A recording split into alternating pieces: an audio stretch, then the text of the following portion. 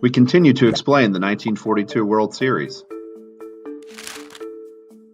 Now that we've examined the history of the Negro Leagues and the rebirth of the Negro League World Series, let's look at the series itself. It's a story with many twists and turns played out against the background of segregation.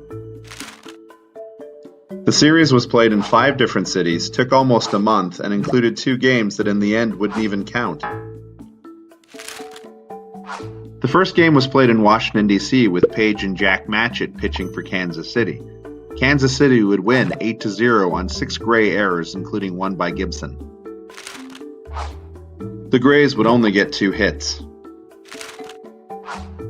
Game 2 moved to Pittsburgh and has 2 legendary stories. One involves Bonnie Sorrell's bases-loaded triple that he almost turned into an in-the-park grand slam, but got caught out at home.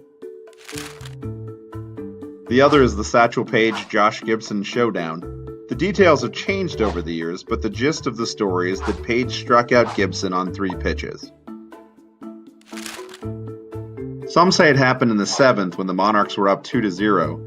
And some sources say that it was the last out of the game when the Monarchs were already up 8-4 and Gibson would have been the tying home run. Others throw in the story that Page taunted Gibson before each pitch, saying things like, "This one's going to be a pea at your knee." Some say Page purposely walked the 3 batters to get to Josh. Regardless, the 2 Giants would face off and Gibson struck out and the Monarchs won Game 2. Game 3 moved to New York, where the Monarchs won 9-3 despite an early lead by the Grays. Game 4 was played as a doubleheader, which the Monarchs won 5-0, but as it was billed an exhibition game, it didn't count. 1 week later, after playing other exhibition games, the teams met again in Kansas City. The Grays were facing multiple injuries by that point and quickly signed players like Leon Day from other Negro National League teams like the Philadelphia Stars and the Newark Eagles.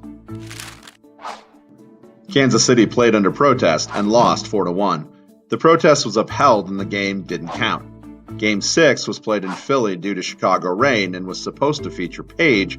However, he was pulled over for speeding and showed up in the 3rd after Matchett had already given up 5 runs. Due to Page's pitching and 10 hits by Sorrell and 5 stolen bases by Jesse Williams, Kansas City won 9-5.